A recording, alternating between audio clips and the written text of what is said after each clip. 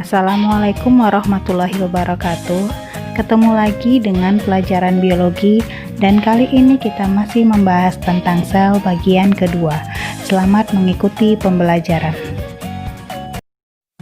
Kita mulai dari bagian-bagian sel, di mana bagian-bagian sel dibagi menjadi dua bagian. Yang pertama, bagian yang bersifat hidup atau disebut juga dengan protoplasma, terdiri dari inti sel, sitoplasma, dan organel-organel sel.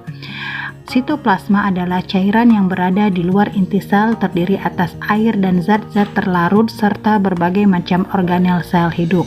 Bagian yang kedua yaitu bagian yang bersifat mati, terdiri dari dinding sel dan vakuola. Dinding sel berfungsi sebagai pelindung dan pemberi bentuk, hanya dimiliki oleh bakteri, cendawan, ganggang, dan tumbuhan. Membran plasma, pembatas sel dari lingkungan luar, bersifat semi permeabel dan ini dimiliki oleh semua sel. Dan yang terakhir, vakuola, yaitu rongga bulat berisi senyawa kimia atau sisa metabolisme.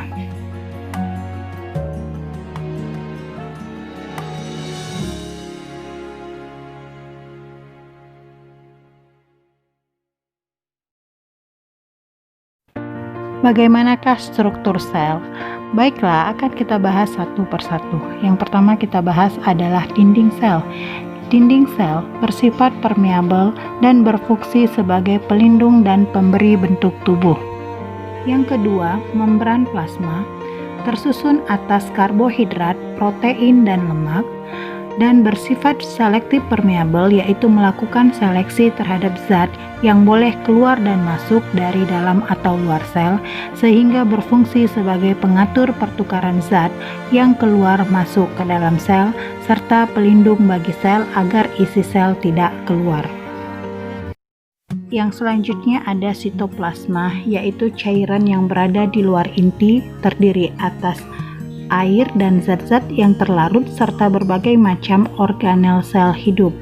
Organel di dalam sitoplasma antara lain retikulum endoplasma, berupa saluran-saluran yang dibentuk oleh membran sel, terdiri dari Re halus dan Re kasar.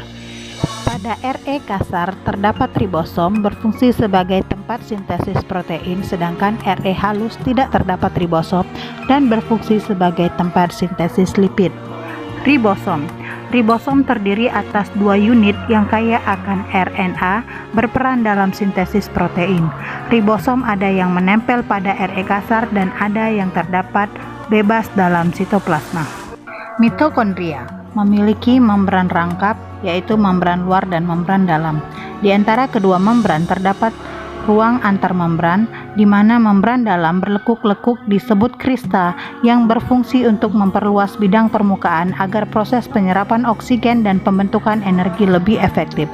Mitokondria ini berfungsi sebagai tempat respirasi aerob.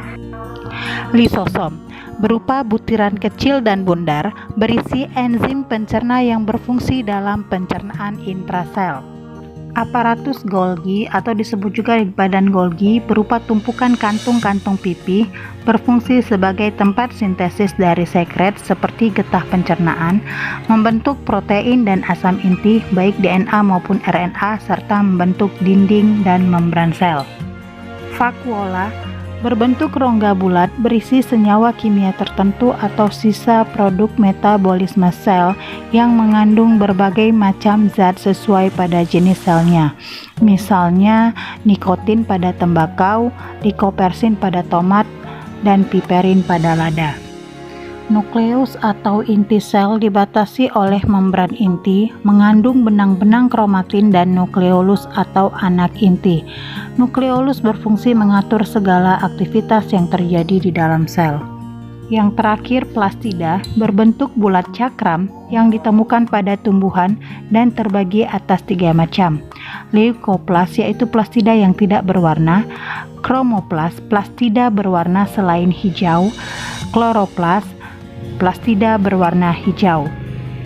Nah, itulah berbagai macam organel sel hidup yang terdapat di dalam sitoplasma.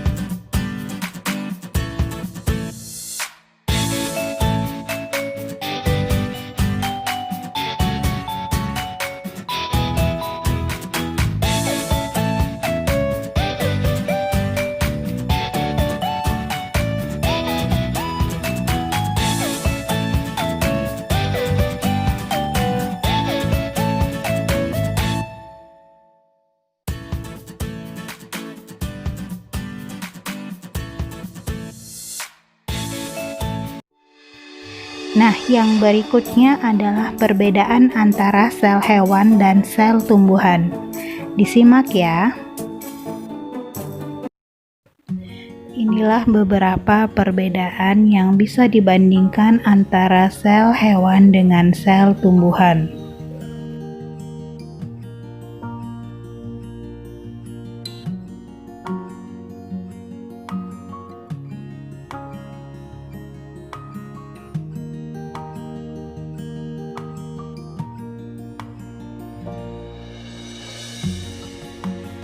Nah, sekarang ini tugas untuk kalian. Tuliskan organel-organel sel yang ditunjukkan oleh nomor pada gambar berikut ini.